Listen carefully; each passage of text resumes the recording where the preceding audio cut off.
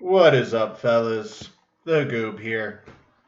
Um, I had an episode planned about Michigan Copper and the Minoans and all that fun stuff, and I took a nap today. I don't usually take naps. I took a nap today, and I woke up just absolutely What is up, demolished. fellas? The Goob here. My I tried like setting up the episode for that topic, and like my brain is just not functioning right now. I got a little nap hair going on too, but yeah. So we're gonna save that for next week. Um, I think it's gonna be a really cool topic. I don't think I can talk properly about it today. My brain is absolutely the foggiest I've ever felt in my life. So we're going to be talking about the Graham Hancock Dibble debate. Feel free to call in. Please call in this episode. I could use the help this episode for sure. But we're going to talk about the Graham Hancock Dibble debate.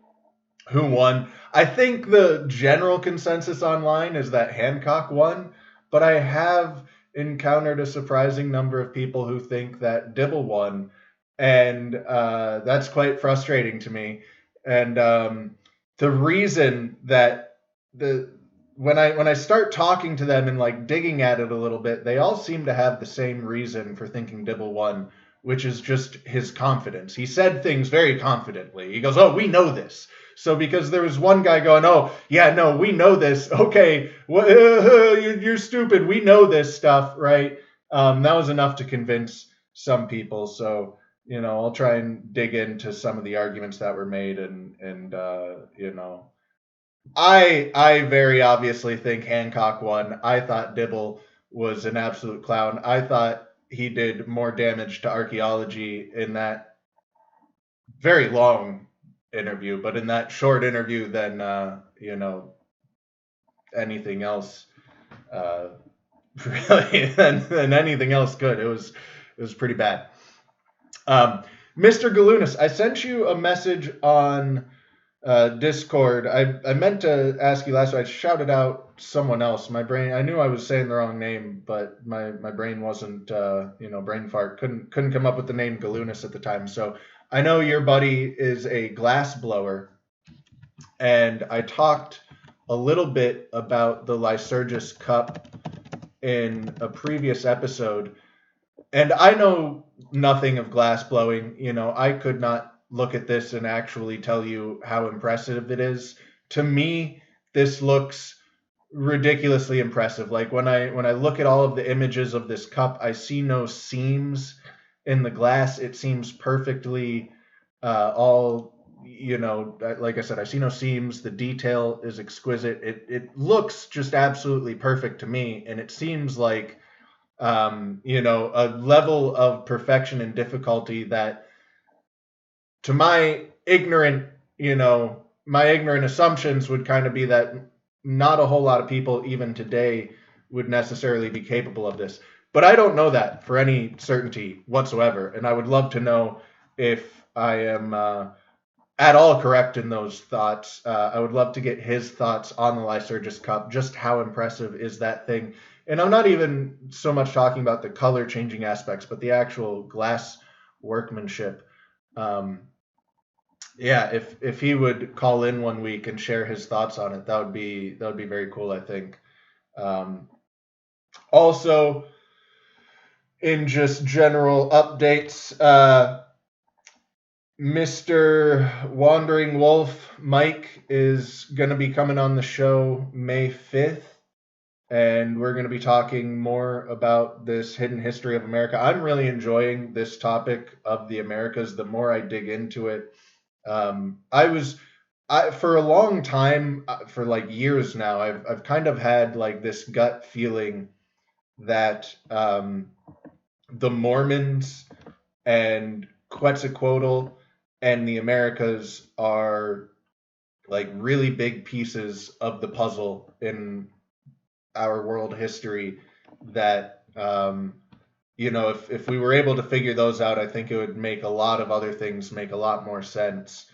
And I really didn't have anything to base this off of except for my gut, because I really didn't know anything about Quetzalcoatl or the Mormons or a whole lot about, American history. But that was just my gut feeling. And the more I've looked into these topics, the more I've confirmed that my gut feeling was right. Like, it really seems the history of America has been massively covered up, and there's far more going on in the past here than most people think. So,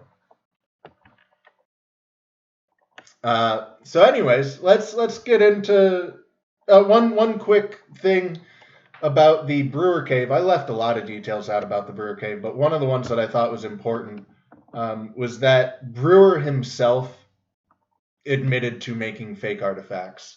So I talked about how other people were making fake artifacts, and those were getting slipped in amongst the original artifacts, right?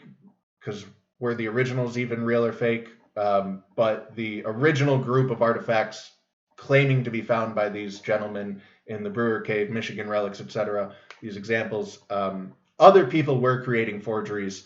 And because these relics were getting traded back and forth, they were getting slipped in. So there were outside forgeries in all of these examples, but there were also inside forgeries in at least the Brewer example. He admitted to making fakes. And the reason he provided was because other people he had lent relics to, let them borrow them, wouldn't get them back. People would just take them and keep them, sell them to other people, stuff like that. So he didn't trust people. He would also, lend out relics, and people would make claims about him and stuff. So he would give them intentional forgeries to see if they even knew what they were talking about. He would give them forgeries that were gibberish, see if they were able to read them. There was like a story about an Indian gentleman who claimed to actually be able to read the script on these tablets. The story goes he gave him a fake, and the guy told him, he's like, this doesn't make any sense. This tablet's talking about, like grain, and this tablet's talking about history, and this tablet's talking whatever. So he goes, oh, so then I knew he was legitimate, and I gave him the real ones. That's the story, at least. But I thought that was an important detail, that he actually admitted to making forgeries. So, another thing that people use against him, right? But let's get into this Dibble and Rogan debate. I'm not going to play the whole thing. I don't know if I'm going to play any of it. It's 4.5 hours long. I really wanted to do a live stream, like watching this entire thing and adding commentary on it. Because I've been pumped on this. I've been hyped. Like the idea to me that anyone could take Dibble's side on this got me excited. I wanted to re-out for for 5 hours straight on live stream, but I just didn't have the time. So, has everybody seen that? You haven't seen any of it? Okay. Well, I guess I'll play it in the background. If I don't know how well that'll work audio wise, is that going to be too annoying to listen to me talking over Joe? I'm going to try it. Let me know if you need volume adjusted. Whatever, we'll give it a shot. So, yeah, I feel like that's probably a bad idea. I feel like trying to listen to me over that is going to be annoying. Let me know if that wasn't annoying. I'll keep playing it. But so Dibble and Hancock debate. I'm going to try and give a rundown as best I can.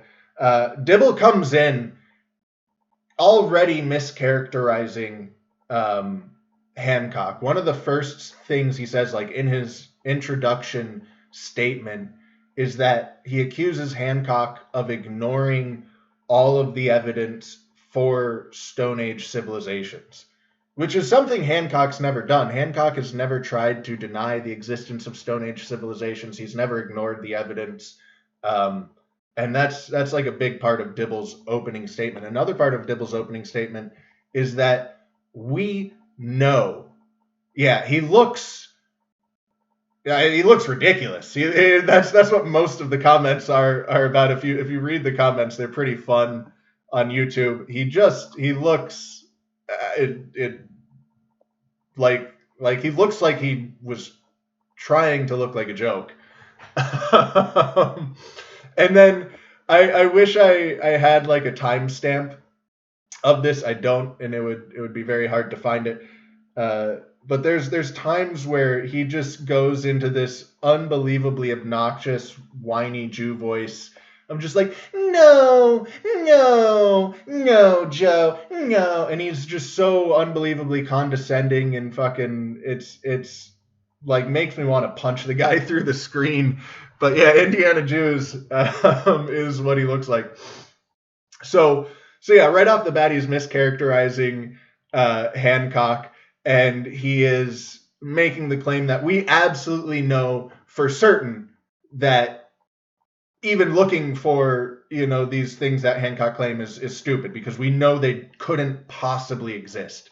So he's speaking in these very strong absolutes, right? And then Hancock comes in and he goes, yeah, we haven't actually explored archaeologically a lot of this world. There's the Amazon rainforest, there's the Sahara Desert, there's the coastlines, the coastal shelves that weren't submerged 12,000 years ago under the water, but now are, that are the size of like China and Russia combined or something like that. The total surface area that's now underwater that wasn't 12,000 years ago. And he's like, yeah, we see some strange things, and I think we could look for some more evidence and potentially find some more strange things. And Dibble laughs at like everything Hancock has to say. It gets brought up. Again, feel free to call in, fellas. I really wish there were timestamps. I was looking through the comments to see if someone had timestamped it out, but there aren't. And with a couple questions for Graham, if he's willing. One of the really good points that Dibble did make, I think really the only great point that Dibble made, was the ice core argument, and he made that pretty early on, which is that metallurgy around the world, human activity around the world, all kind of volcanic activity, all this stuff, it shows up in ice cores. And 12,000 years ago, in the ice cores, there is no evidence of any metallurgy going on. There's no, amounts of lead being found and stuff like that. Now, there's issues with this actually for the topic I was planning on doing, the Lake Superior and the Michigan copper, and the billions of pounds of copper that's been mined and stuff from there in very, very, very early American history. There's also the Minoan eruption, right? Which is the volcano that wiped out the Minoans. Anyways, I'm looking into all of this stuff, and it was ice cores were a part of that research. And the difficulty in trying to pin down the date of the Minoan eruption, they're using these ice cores, and they've got like a bunch of different possible dates that span like 200 years, and they really have no idea when the volcano actually happened, and the ice cores really aren't very certain. So that's a major event. This was a really, really large eruption. This was not a small eruption. This was a big volcano, and they can't even identify that in the ice cores, right? So the idea of some metallurgy somewhere in the world, right, being distinctly and clearly picked up on these ice cores from 12,000 years ago, I don't know how absolute that is. Dibble says it's absolute. There's zero possible chance of a civilization, but I don't know if that's true. I don't know a whole lot about the ice core sampling itself. I've looked into many dating methods, and with pretty much all of them, what I've learned is that they're a pretty big guessing game. They often spit out, very large date ranges. There's a lot of interpretation going on, and it's really not nearly as certain as it's presented in archaeology as it's being presented by someone like Dibble. So I would assume, just because everything else is this way, I kind of assume the ice cores are that way as well, but I don't actually know a whole lot about the details of that process, to be honest. But as far as evidence against a civilization, I think the ice core data is the most compelling, because you probably would see evidence of fossil fuels being burned. You would see evidence of really large-scale metallurgy, most likely, and that doesn't seem to be there, according to Dibble, who is very comfortable lying. I'll get into that shortly. He outright lies many times in this episode, and when confronted with his lies, he just doubles down and not only continues lying, but condescends the person he's lying to. So, again, please feel free to call in. My brain is starting to come back a little bit. I'm starting to function a little bit better now, but still a little out of it. So.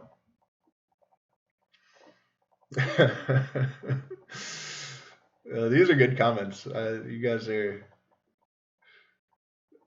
Yeah, they are not homies at all, Mr. Galunas. They do not like each other. There were a few times where Joe was like, "How about, hey, anyone need to go pee? Why don't we take a pee break? Let's chill out, fellas." Like, he was worried they were gonna jump over the table at each other. Yeah. There's I'm gonna talk about all of this in the episode I do probably next week. That was supposed to be this week, but the Minoan eruption, the Wikipedia article, I'm gonna read, because it gives such a good example of what I'm talking about with dating and stuff. The Wikipedia is actually great sometimes. I've come to really appreciate it as a resource in my research, just because they like sometimes accidentally leave in things that are quite condemning to like mainstream archaeology.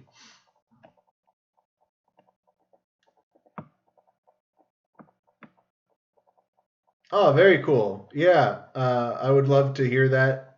Like, I get the very basic principles of it. I get the idea of ice cores, but as like I don't, the idea and reality are often pretty different. There's the idea of carbon dating, and then you look at the reality of carbon dating, and you go, this is pretty different. So I get the idea of ice cores, but yeah, I don't know much more than the idea of it.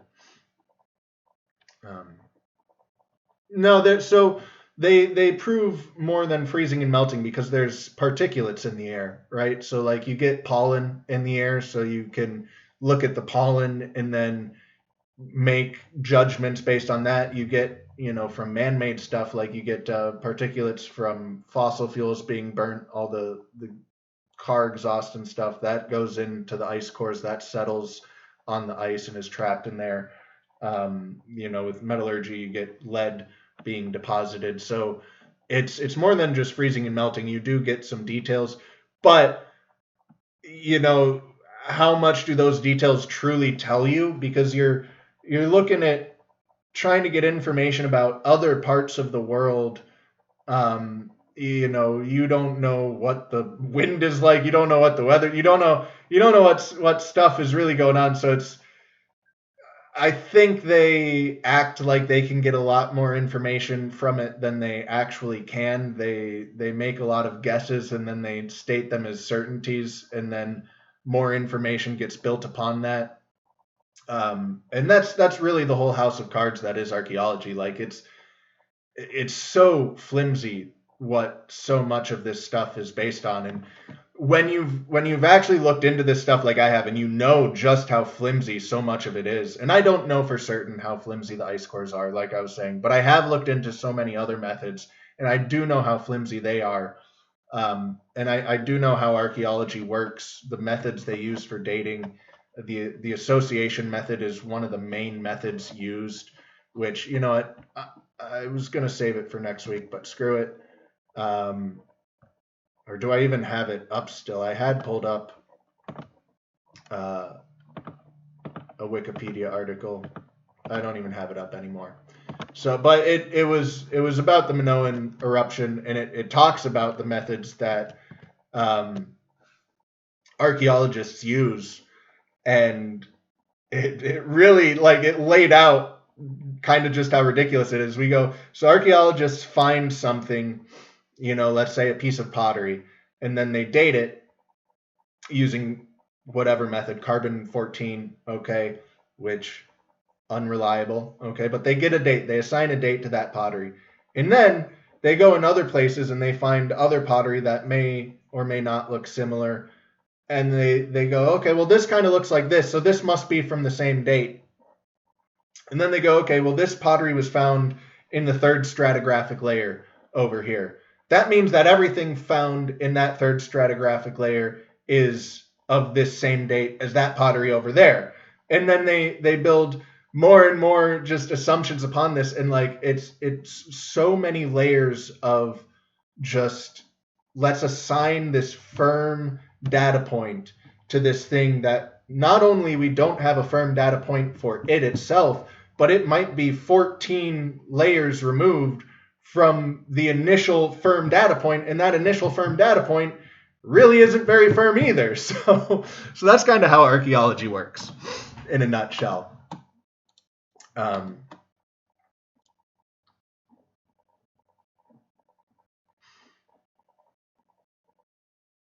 Yeah, get fajitas are delicious. Fajitas are muy bueno for sure. Yeah, it is all iffy.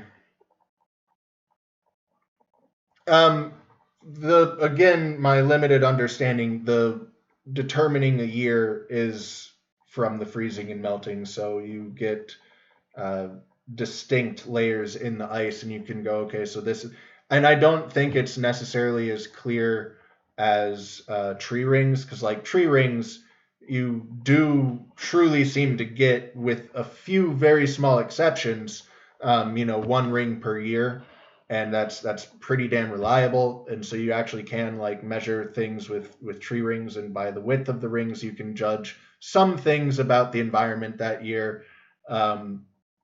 With ice cores, though, I don't know. Like, say there's a year where you get a heavy snowfall and freeze, and then you get some thawing, and then you get another heavy snowfall and freeze in the same year or something. How do you distinguish that from, 1 year versus like 1 year that had multiple freeze thaws periods? That I don't know. I'm not sure they know either, but I believe that's how they determine a year, is like the distinct layers in ice between the freezes and thaws. So yeah, I don't think it's as solid as they present it as.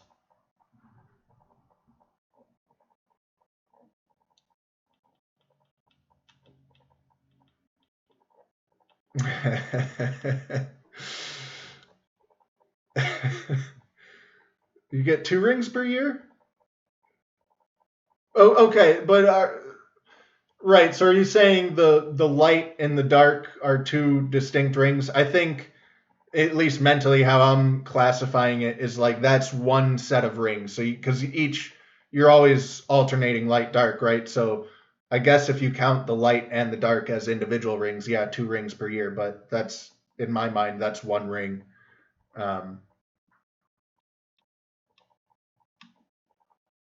Right, but it's not 2 bands of light dark per year, right?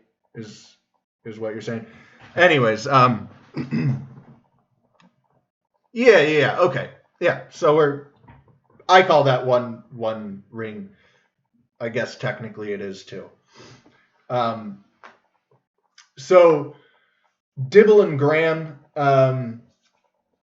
Graham brings up the Yonaguni Monument, which I've talked about before, and is a really, really cool place. Yonaguni? Yeah. It's underwater, and Dibble laughs. Dibble laughs so condescendingly as he's talking about diving in this area and showing these images and describing all of the things that he's seen.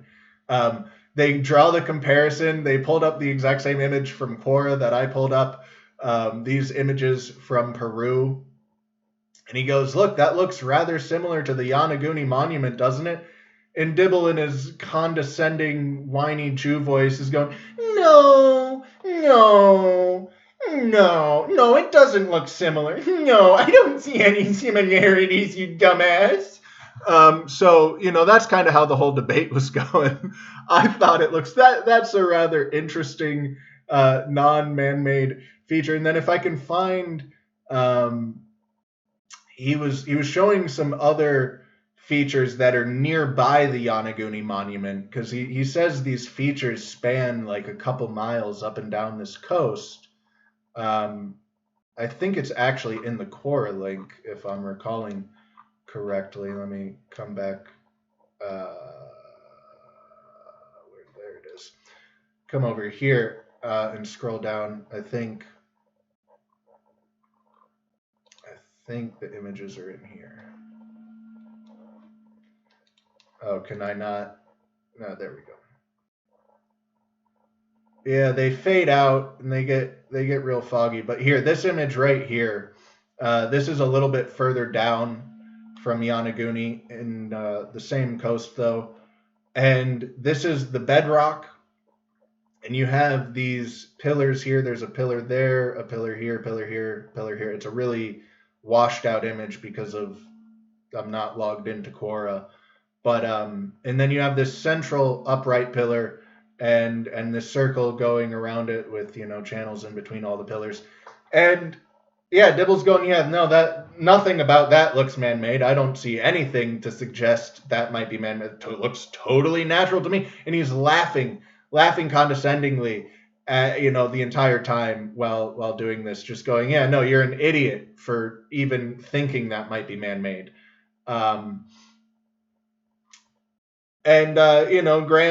Graham repeatedly tries to bring up the point of how much of the Sahara has been explored, how much of these coastal regions have been explored, how much of the Amazon rainforest has been explored, which is, I at least have talked about the Amazon rainforest, like it's like less than 1% for all three of those places. It's less than 1% has been archaeologically explored. And you look at the rate we're finding evidence of civilization in the rainforest, because now we have started doing a lot of LiDAR scanning in the rainforest. And every single week, often multiple times a week, but every single week, there's a new story about an entirely new civilization. Like, not just like, oh, we found this little thing. We found a hut. We found evidence of an old hut in the forest. No, it's like, oh, we found this massive complex spanning multiple square miles. We've found hundreds of miles of roads. It's like every single week they are finding ridiculous amounts of stuff in the Amazon rainforest, because this research is really very recent. The LiDAR research, they've been doing it for a while, but like as far as stepping up the activity, it's been in like the last year or two where they've really started going at it, and they are finding so much. It's so much. And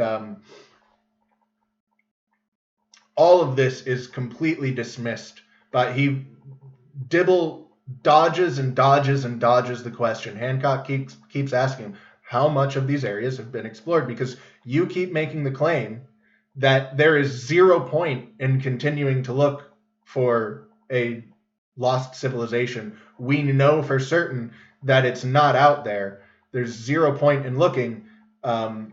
So how much of it have we actually explored? And Dibble wouldn't answer the question.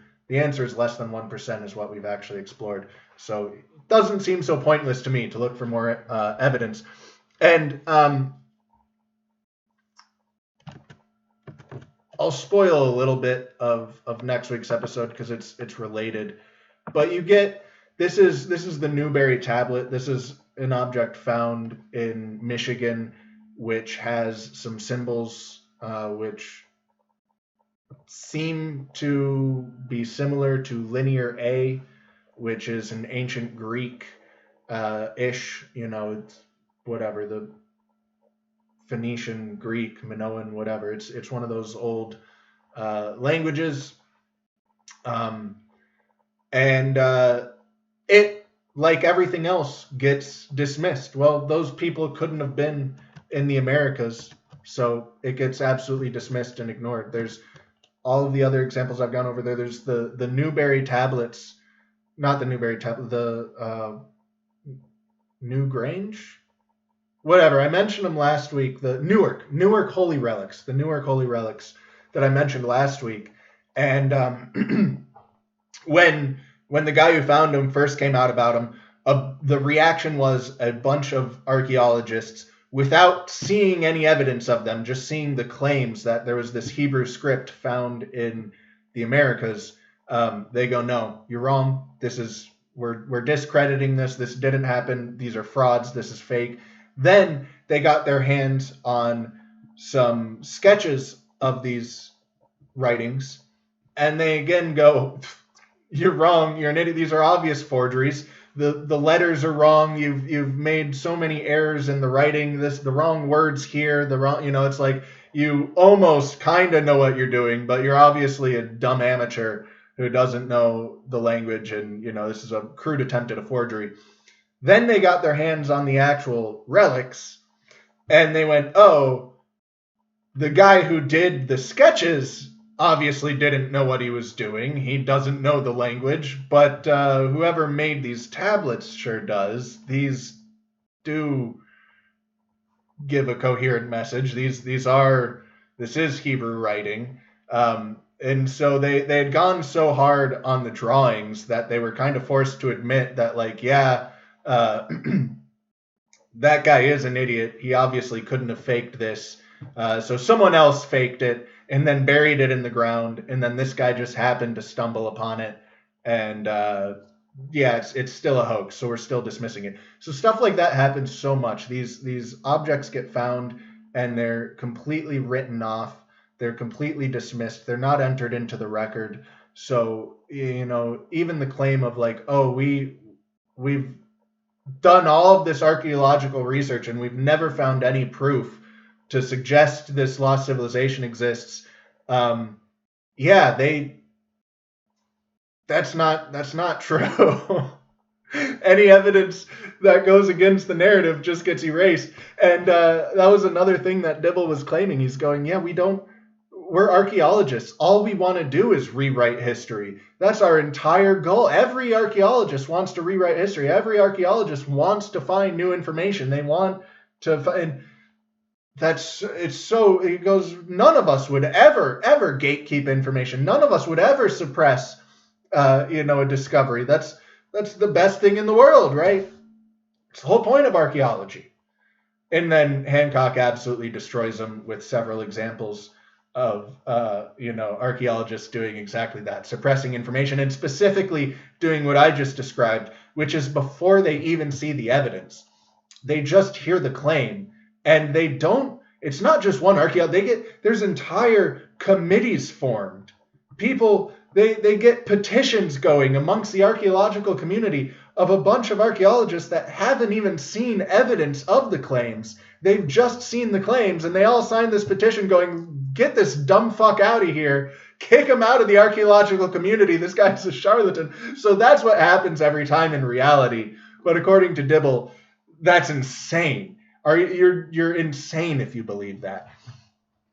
And they talked about Clovis first. And I think the craziest example that I know of, this is an old ancient architects video from years ago.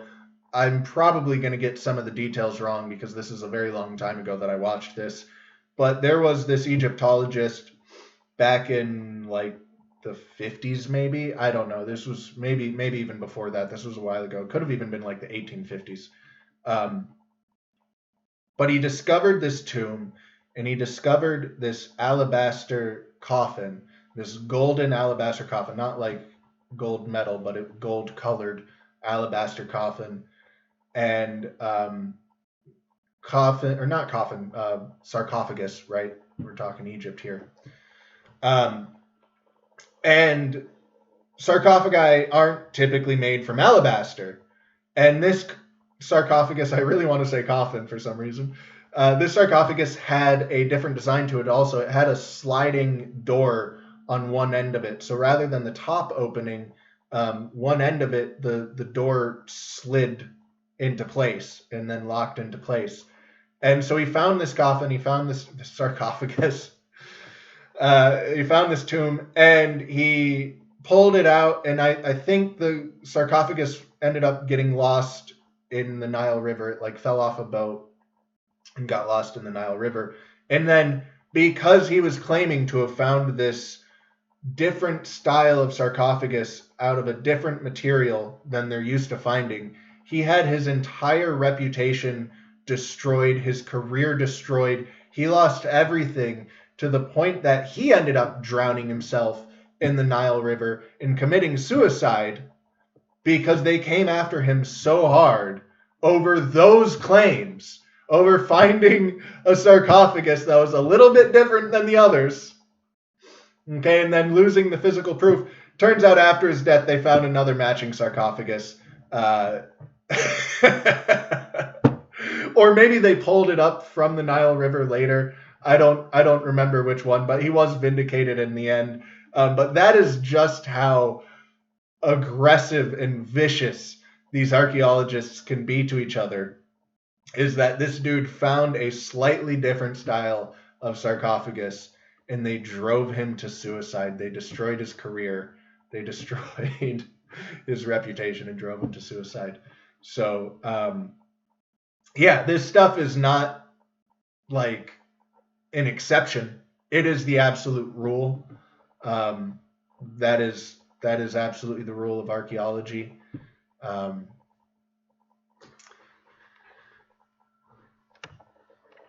What are you guys chatting about? Anyone want to call in? Anyone want to call in?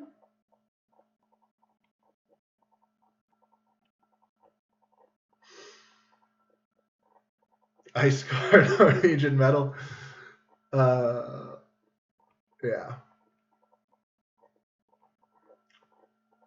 Yeah, he is just every single thing he said in an unbelievably insulting and condescending way.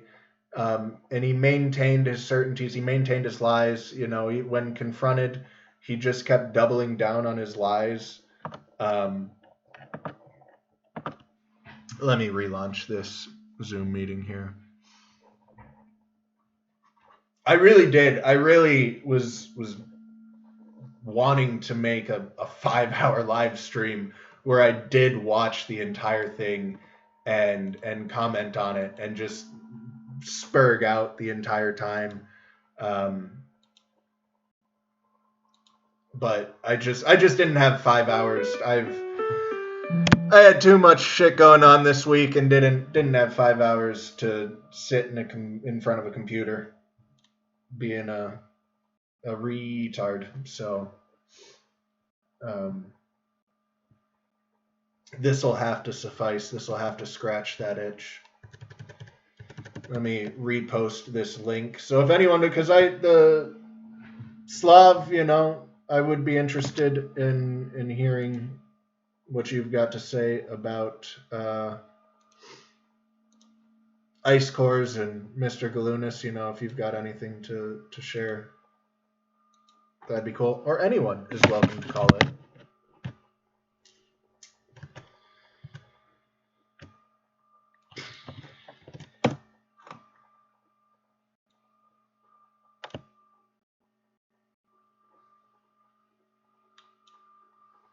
Hey, there's Mr. G. let me know if you guys need me to repost the link in a little bit. I'm pretty sure I clicked admit, but... Hello. Oh, there you are. Let's see if I can... I don't want my... Can you hear me now? I don't want my camera. That's what I don't want to do.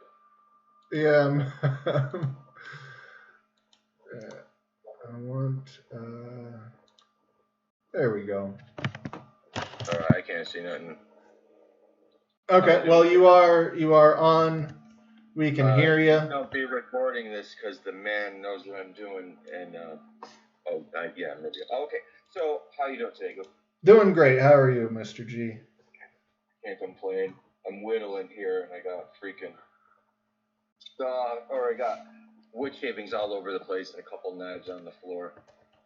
So I figured I'd call in now before I lose a finger. But Yeah. That whole phenomenon with that happens with what's the word I'm looking for?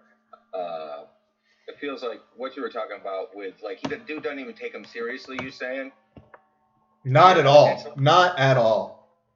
Like I don't know. At one point, maybe I just had to grow up or something, but it was weird. Like I remember, like I stayed away from computers forever. I'm old, you know what I mean? I'm almost 50 now. I'm 48 maybe. I can't remember. I was born in 76, right? So I remember like the first time I got Wikipedia, and this is why it's totally bi, is like I look it up and I was like, oh, see what it says about something, right? And I look it up and like you see what it says about the moon landing, right? Like they just disregard any of the people that have any discrepancies about it, right? Yeah. Just 100% disregard this, and there's a certain amount of topics that it's just like that, you know what I mean? That you just completely disregard it, and that's why my joke's always Clovis first with that, because they ran people out of town just like you're saying with this whole thing, and then, come to find out, again, the days keep getting older and older and older, but yet I don't know what it is. It's almost like this is what I kind of it's just this like need to defer to the narrative. You know what I mean? That it's very strong. The need to fit in is incredibly strong. And like all of this stuff, a lot of people jump to conspiracy. They think there's these shadowy figures telling these archaeologists and other people to go this way. And I think it's just the need to fit in. I think that, correct. Just trying to maintain that narrative, people really, really cling to it.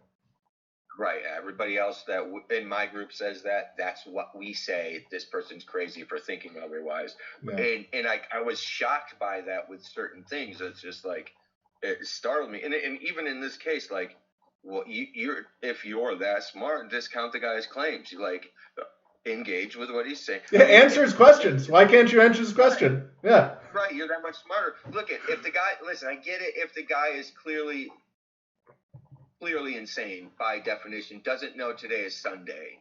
You know what I mean?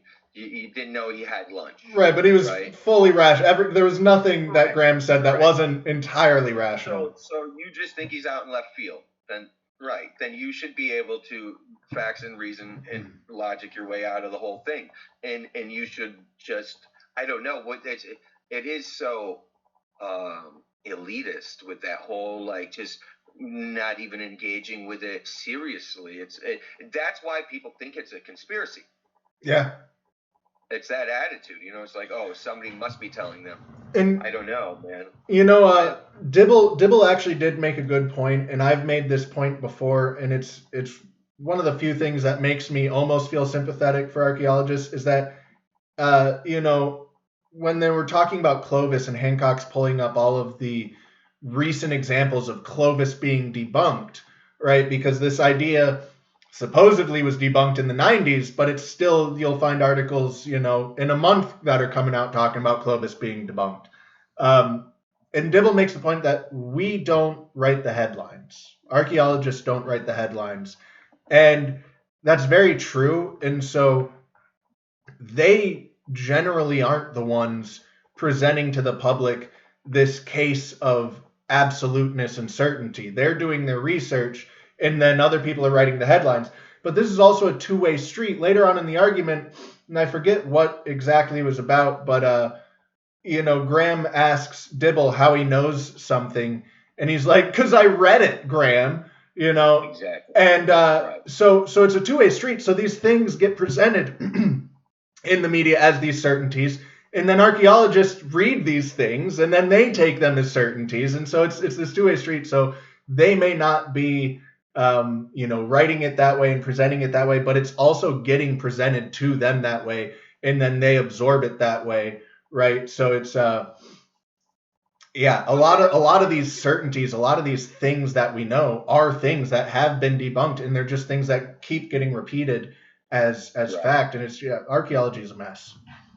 I feel like the thing is it feels again like that whole attitude is still to what you said. You know what I mean? Like it's their attitude. Now I've lost my train of thought. I hate when I do this.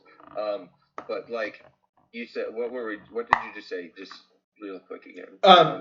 We were talking about the attitude where they won't take people seriously, and then the certainty with which they present things in the media, exacerbating that. He doesn't get to choose it, right? But they don't push back against the headlines, right? No, they actually adopt it because they read it, correct. And now they have those certainties. Right, and then, but so okay, whatever. So none of us predict that or can say that about the headlines, right? We can whatever, but we have to like, if you're in a group of people who do a thing and they say something, you need to push back against it if it's not true or if they're saying it in a wrong way, and especially in the day of social media when everybody and their brothers got stuff, you know what I mean? And then that attitude furthers everybody's like distrust in them, in my opinion. I'm laughing because you're right. And that's the exact thing that Dibble was saying to Hancock about how he needed to condemn, Plato as a white supremacist. You can't talk about Plato unless you condemn him as a white supremacist. Did he really say that? Yeah. So there's a part, right? So this is another time where he was blatantly lying. He got caught blatantly lying, and he just doubled down and was laughing in his face while lying to him. So Dibble himself has called Graham Hancock a white supremacist, Nazi, et cetera, et cetera. He's gone on his Twitter. He's written articles on his website. He's said these things himself. And so Hancock pulls this up and he goes, here's quotes from you, saying these things. He goes, no, I didn't say that. And then, back and forth after, like, and he really tries to lie to your face and play it off as if he didn't say these things. And after going back and forth for several minutes, he finally admits, he's like, well, yeah, I did say that, but I wasn't saying it about Graham. I was saying the sources that Graham used are those things. And so, Graham's associated with those things. And he can't reference those sources. He can't talk about Plato that makes Graham a white supremacist because he mentioned Plato without saying that Plato was a white supremacist. And it was just fully ridiculous. Would they even have called people white back in Plato's day? They talked about, I don't know if like specifically the term white, but they talked about races and stuff. Oh, okay. It's just such a weird modern concept to think of, in my opinion, that, like, to say that in the way that you think about in the modern parlance, when they say somebody's a white supremacist, you have that picture of either a Nazi, or a jackboot Nazi, or you got that Nazis believed in Atlantis, so he's a Nazi too. So I don't even understand that. I started working for this stage company, right? Build a stage at like the arena in the forum here where there's an opera company. And I'm reading for the opera that they're coming up. And I'm looking at the back. And in the very like beginning blurb of the thing in the back, it starts going on about how they're committed to diversity and getting, different voices in and making sure they root out some white supremacy. And I'm like, dude, this is an opera company. Like, are you kidding me? There was no black opera. Like, it's just, it is what it is. You know what I mean? Like maybe in the 20s we started getting it, but like get the hell out of here. Like you're retarded. I'm sorry. I just like, and it's just it's a thing people say, and they just adopt it as an aesthetic, and I don't think they really know what. Truly a brain rot that is infecting so many people. Slav made a point that whatever, it made me think of a point. So there's this reflexive white supremacy argument. It's always been confusing to me the way people take such pride in the accomplishments of others. That's never been my way of thinking. So I really don't engage with this on a personal level. Right. But when you bring up anything, I've actually had this happen to me before. I have mentioned that Asians, on average, are shorter than black people. Correct. Right? And I've been called a white supremacist for making that statement. The point I'm making here is that anytime you start acknowledging differences among races whatsoever in any fashion, or you start talking about anything even vaguely related along those lines, people immediately jump to white supremacy. It is the reflexive reaction, because the only thing I'm left to conclude here is that they all actually believe in white supremacy. They all actually believe that whites are genuinely superior. And so you can't ever think about making comparisons amongst races, because obviously, inherently, you come to the conclusion that whites are superior. It's in their language, dude. You'll hear and that's not my thinking. That's their thinking. Correct. You'll hear it with these suburbanites where like they'll talk about the poor black folks, and in this way where you're like, holy cow, lady, you're racist. You know what I mean? I remember hearing this lady saying about how they couldn't possibly, appeal or how could you expect them to do better, blah, blah, blah. And it's like, the language it sounded like, if you close your eyes a minute, put a hood on that woman, you know what I mean? Can't understand you, go back to your country. Exactly. And I'm like, holy cow, you're right. The Dave Chappelle skit, yeah. And they feel guilty about it instead of the ones who embrace it and just like whatever, instead of everybody else who's like, people are people, whatever. There are differences. But you see this same thing going on with history, right? So Graham genuinely doesn't talk about white people or any of that. And they always leap to white supremacy. Oh, you're talking about this more impressive history, right, than what the mainstream is and stuff. And so their conclusion, again, is that the only way this could be possible is white people. They assign that conclusion to it because, again, they have this inherent white supremacy built into them. And so I think it's really telling, honestly, the way they react.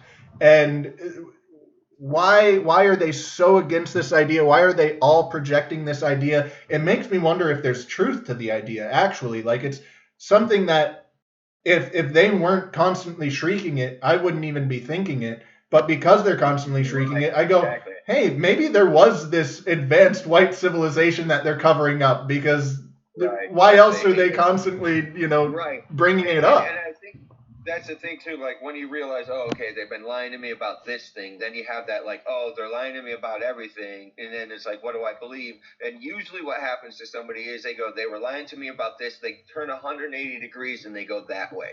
You know what I'm saying? And that's kind of what I think about this now, where they're like, with a lot of things, if they say yes, I'm going to say no. Yeah. You know what I mean? That's been my default mode for a while. Right, exactly. It seems to work. However, I really don't know about a lot of things, and I just put myself in that camp, and now I just want to adopt a language like that and entertain people if they're, do you know what I mean? There's no reason to hate nobody. There's no reason to whatever. Like, you just talk to people. If they don't agree with you, keep it hustle, keep it moving. Who cares? But this whole holier than thou, I'm not even going to engage with the idea.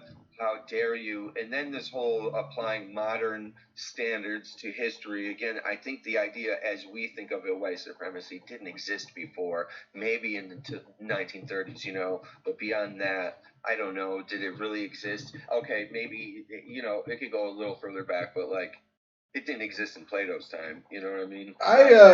Not in this modern way. You know what I mean? I don't think that I gotta fully disagree with you actually. Yeah, so I watched Leather Apron Club. He's a pretty cool channel. He likes to talk about Greeks and Romans sometimes. He also really likes to talk about Jews being guests on podcasts. He is the guy that Danny made the video about tracking the Jews. Oh yeah, word. Yeah. So, but and Danny tried to get him on the show and he wouldn't do it. So Why not? I was like, oh, you're kind of a bitch then. I thought you were cool, but you're a bitch. So, anyways, yeah. So some of the things he talks about are him and there's another channel I watch. I forget his name. He's got real long black hair. But he also talks about like relations of that nature in ancient Greece and Rome and stuff. And they definitely did have ideas of race and certain races being better. And I think that's a very natural thing to have. Like, I think that's inherent within people is they prefer their own group. When I say it, what I mean is like when they say white people, I picture like what American white people like. I would think back in the day, everybody thought their race was superior. And I think back in the day, it was much more segmented. So like, I mean, you look back in American history, you know, Italians and Irish weren't white. Right. Right. And so I think that's more of how it was back in the past. I think you had much more localized tribalism. So like this idea of, so I guess you're right. This idea of white supremacy, like encompassing white people as a whole. All of Europe. Right. Was not really a thing. It was Italian supremacy and it was French supremacy. Right. And so yeah, I actually do agree with you completely. I guess we were just saying it differently. Yeah. I have to watch my language sometime. No. You're yeah, no. Cool. All right, dude. I'm gonna keep it hustling. I'll talk to you later. Oh yeah. Thanks for calling in. Dude. Bye. Yeah, no problem, man. There's another point, but it's gone. It's gone. I thought about something while we were talking, but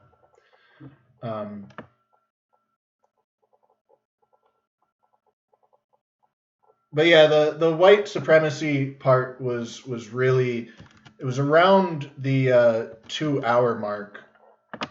I might try and play a little bit of it. It went on for, like 10 minutes. Let's see where they're at here.